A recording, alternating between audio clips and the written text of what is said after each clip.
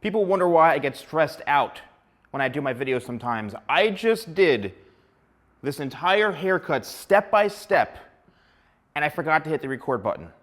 I'm watching this, and I look and I go, wait a minute, where's my record button? And it wasn't on. And I literally almost took this mannequin and threw it through the window, because this was such an amazing breakdown and step-by-step tutorial of this haircut. So what is this haircut, right? I'm gonna break it down as best as I can.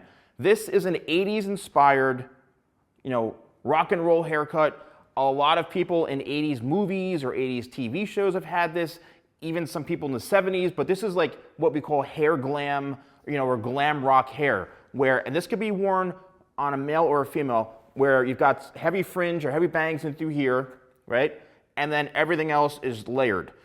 So I was in the middle of blow drying this, but what I want to do is explain to you, how did I get this haircut? So let's go. So the first thing you need to do when you're doing these types of haircuts is you have to look and see what is currently existing in the haircut. Meaning, what does the client have prior to this type of haircut? Is it very unbalanced? Is it heavily layered? Is it something that you can't even achieve this haircut? Is it the perfect shape for it? You have to look and see what is going on and actually analyze.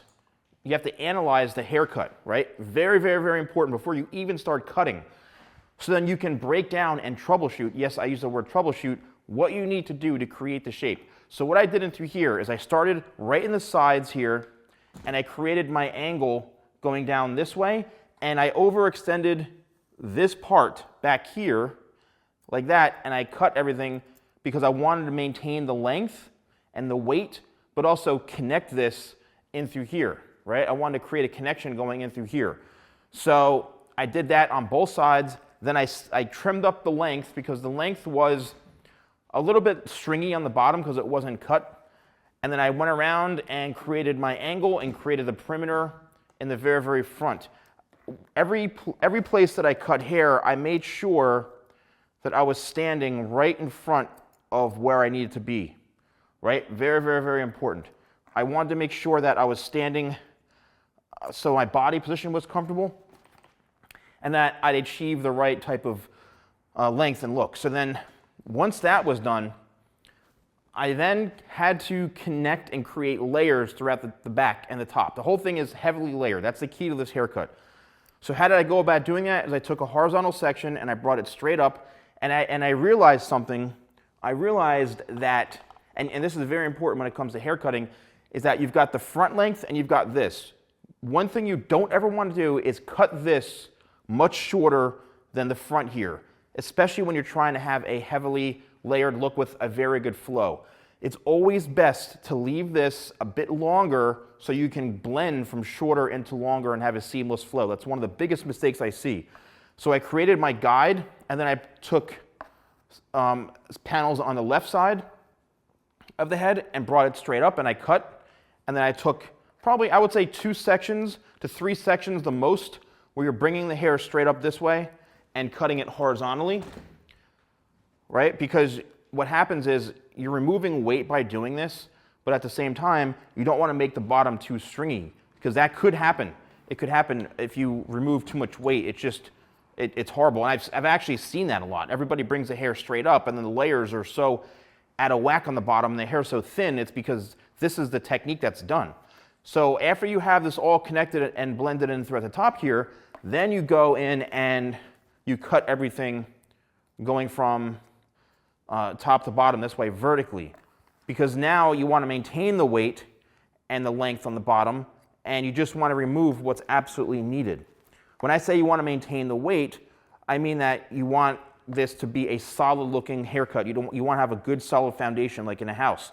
You don't want to cut it so that the ends of the hair or the sections of hair are very, very stringy and thin. That's the last thing you want, and that's why blending this together is crucial. So next was the most important part, or the second most important part of the haircut. That's connecting the top to the back, and I've done this many times. But this one section right in through here, and I've had a lot of people say, oh, leave comments saying that, oh, he said, not to hold it straight up, but he held it straight up. I'm holding it straight up vertically this way, not this way. This is the only way and the best way to connect the top to the top back, is like this. You'll see the longer hair, you cut that, and you make sure it's all blended and connected right here so there's no harsh lines, there's no steps in the hair. Once that's done, then yes, I will go in and cut the hair and section the hair straight up horizontally. You know why? Because guess what? We're leaving the past behind. We've already cut that, and now I'm going to work in my mohawk section right down the middle. You got the top, the corners, and the sides. So once we have all this cut and blended, then it's time to move on to the corners. So the corners, this is again where the round of the head is, right in through here.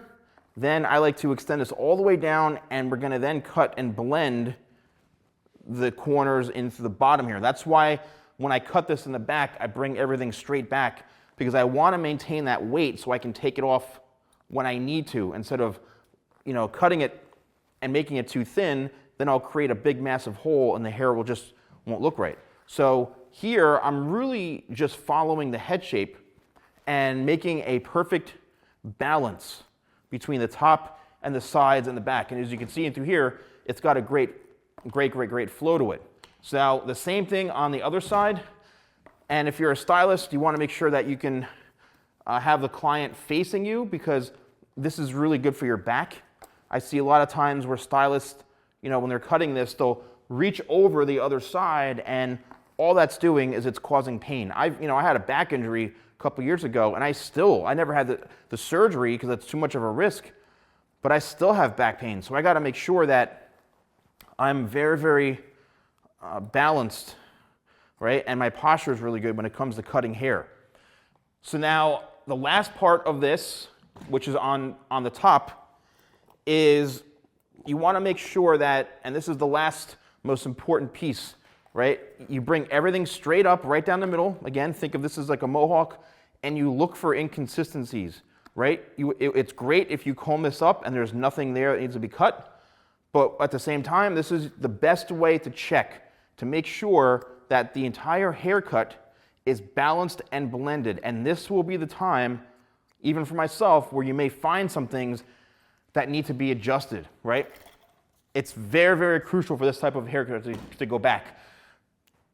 Trust me, from my experience, I know this. The client will go home, they'll sit there and take a comb and comb it straight up. It's happened to me before, and yes, that means I may not have cut it even. I was uneven Steven that day, but the client will go home, especially if they're lunatics about their hair, and they will sit there and try to comb and measure everything, and it's just, if that's what they want to do, that's fine.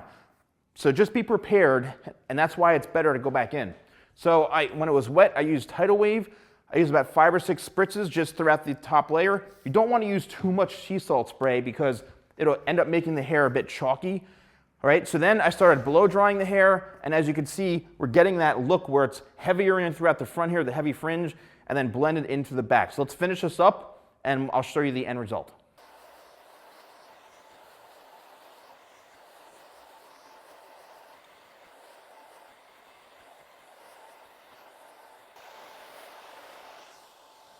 All right, so I started off using my hands when I did this because I wanted to just get a good flow in the hair first, and I wanted to create some movement. But there's a few ways you can go about styling this. So you can bring the hair all forward, and then watch this, and then reverse it and bring everything back, and then bring this forward, right, like this.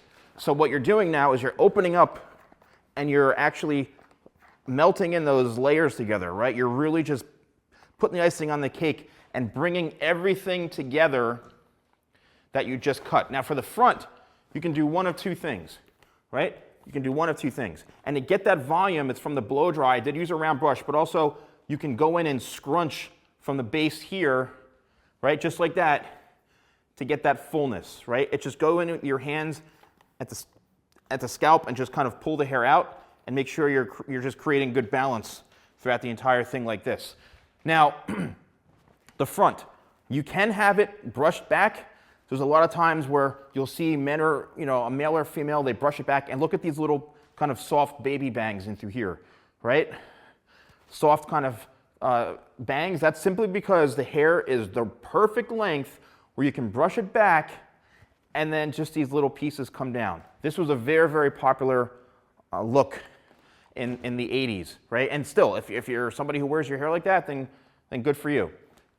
If you want to wear, right, something very, very heavy, then bring it all down this way, cover up the front here, and then you can kind of scrunch it out and do the same thing. All you simply did was just bring the hair forward like this to create a much fuller bang area into here. So this is great, especially when you have the hair perfect. So it's really all about the layers, it's about the shape, it's about, yes, the blow dry. I did use a round brush just because I wanted to create a little more fullness and roundness into here, and I wanted to just kind of smooth it out as well. Sometimes mannequin hair, it's a little bit more dry.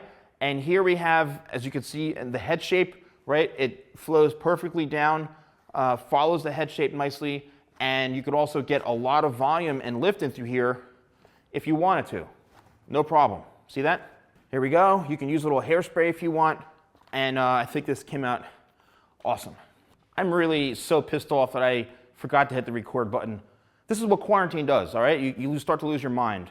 But let me know in the comments below if this is something you've been, like the Prince of Persia, this is the haircut basically, right? It doesn't have to be from the 80s, but it's all about the layering and the texture, right? The layering and the texture. That's really what this haircut is. So all you guys who keep spamming me for the Prince of Persia haircut, this is basically it. So, yeah. Let me know in the comments below. Do you wear your hair like this? Is this something that is kind of interest to you? Is this something that you used to wear? Or is this something that helped you if you're a stylist or whatever? Let me know in the comments below. Thank you guys so much for watching. Don't forget to like, comment, and subscribe. Stay safe and healthy. Thanks so much for watching, and I'll see you next time for more videos with a salon guy.